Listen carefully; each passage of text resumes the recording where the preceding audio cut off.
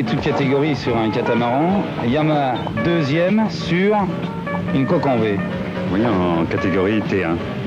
Parce que pour les 24 heures de Rouen, qui sont une course très dure, parce que c'est la plus dure du monde, on a voulu mettre toutes les chances de notre côté au départ, enfin on voulait essayer au départ, c'est-à-dire avoir un catamaran qui normalement va plus vite, mais qui est peut-être plus fragile en structure, et la coque en V, si les conditions sont très dures, passe mieux. Finalement, le kata a été aussi solide que la coque en V, puisqu'ils ont terminé tous les deux. 1er mai 1984, 16h, Thierry Sabine, l'homme du Paris-Dakar, donne le départ des 24 heures de Rouen, la plus grande course d'endurance motonautique au monde. Formidable banc d'essai pour les coques et les moteurs, les 24 heures de Rouen peuvent aussi se révéler extrêmement dangereux. Une vague qui dévie le bateau et c'est le choc. L'équipage choqué ou barre s'en sortira sans une égratignure, mais leur catamaran sera complètement pulvérisé. Pour d'autres, la chance et l'habileté au volant font merveille. Le 37 passe au travers de tous les embûches et à Rouen, Dieu sait s'il y en a.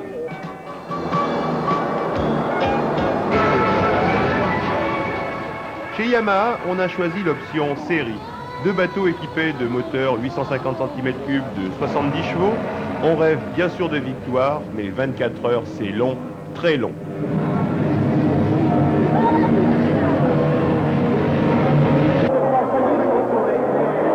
Champion du monde de Formule 1, 4 fois vainqueur de cette compétition, Renato Molinari se présente en favori. Son catamaran à moteur Mercedes diesel développe 240 chevaux.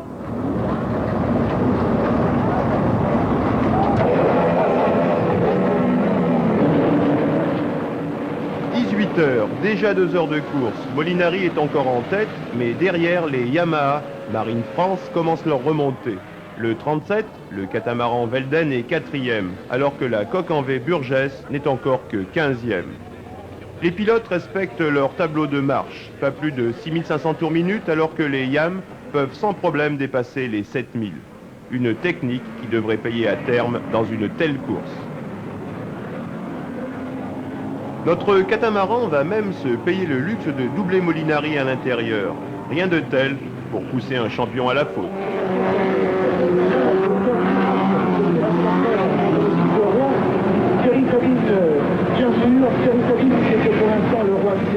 Dans les stands, pour la première fois à Rouen, construit par les organisateurs, les assistances sont sur les dents. Toutes les heures et demie chez Yamaha, on change de pilote et l'on effectue le ravitaillement. 50 litres d'essence en quelques secondes et c'est reparti. Décidément, les 24 heures de Rouen et les 24 heures du Mans commencent à se ressembler. 19h, il fait encore jour et chez Yamaha, la chevauchée fantastique continue.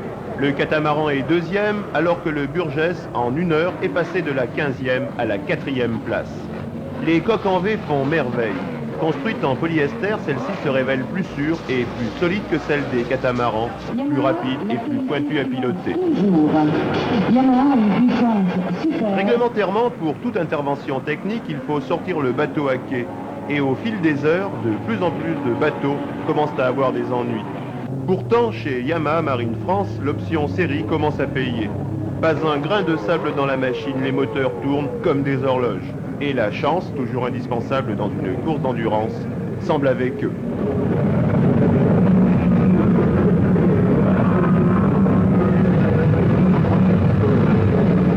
Pilotés par des amateurs, messieurs Bisbal, Lecomte et Sampé, les catamarans remontent sur la première place sans coup férir. La coque Velden, spécialement renforcée par le pilote constructeur hollandais, a été spécialement étudiée pour les 24 heures, une course où tous les virages sont à droite. Ainsi équipé du 850 cm3 Yamaha de série, le 37 se présente comme l'un des meilleurs compromis qui soit pour s'imposer dans ce genre de compétition. Du côté du Burgess, le bateau à coque en V, la remontée est impressionnante. Lui aussi équipé d'un moteur de série, le 80 se joue de toutes les embûches. Au ralenti, on s'aperçoit très bien de la différence d'assiette entre les deux types de construction.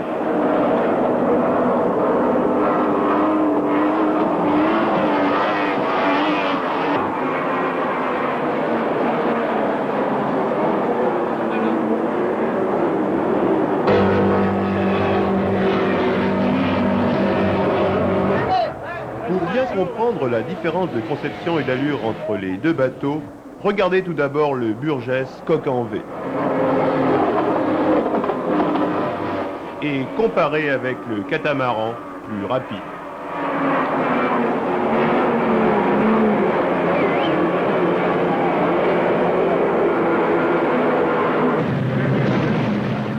« 21h pour Yamaha Marine France, c'est le tournant de la course. Le catamaran a pris la tête alors que le 80 est toujours 4e.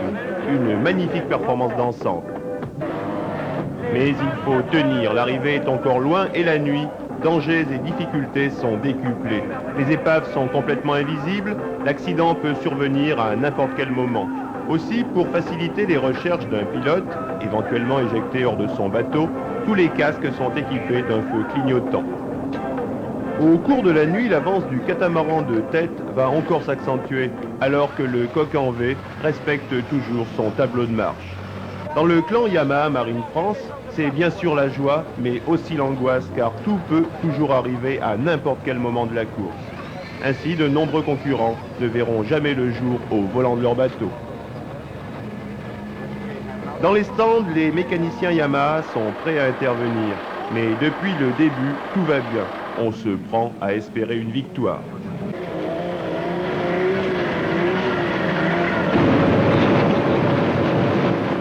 Avec le froid, avec la fatigue, avec la marée en courant contraire, piloter devient de plus en plus dur aussi. On attend le jour pour oublier l'épuisement de la nuit.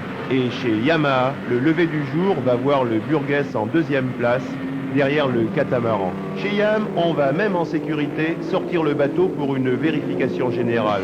On change la batterie, l'hélice, le système électronique et l'on vérifie l'huile. Le minimum après 13 heures de course.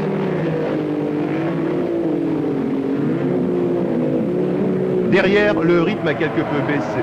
Pour tous les rescapés, une seule obsession, terminer la course. Profitant de son avance, acquise pendant la nuit, notre catamaran va essayer d'assurer tout en gardant un rythme soutenu. Les pilotes évitent de virer trop sec pour fatiguer la coque. Du côté moteur, tout va bien. Décidément, les moteurs de série, c'est vraiment la sécurité.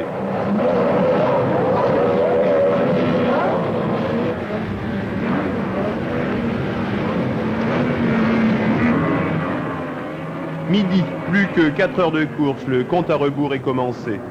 Dans l'équipe Yamaha Marine France, forte de 25 personnes, on hésite entre la joie et l'angoisse.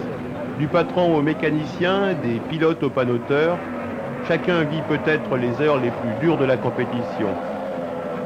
Mais pour Yamaha, plus de suspense, les deux bateaux vont réaliser le doublé. Depuis la victoire des frères Joussaume en 1975, pas un équipage français ne s'était imposé dans cette course.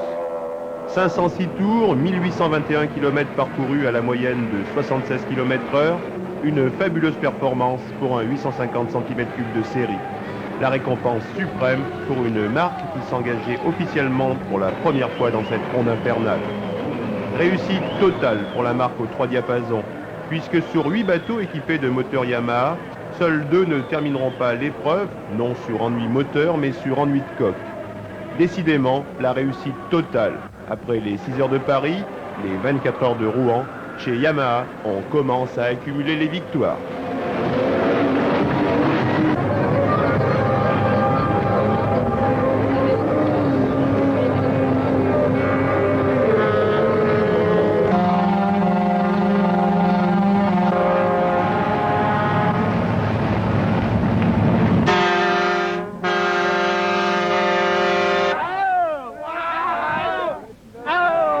C'est la première fois où Yamaha, la société Yamaha France présentait un matériel, très bien préparé d'ailleurs. Et avec ce matériel, on a gagné non seulement la première place, mais la seconde avec l'autre bateau que nous présentions aussi. Bon, c'est une réussite sur tous les plans. De la réussite de l'équipe technique, de préparation et des gens qui nous ont entourés. La réussite de notre société en somme.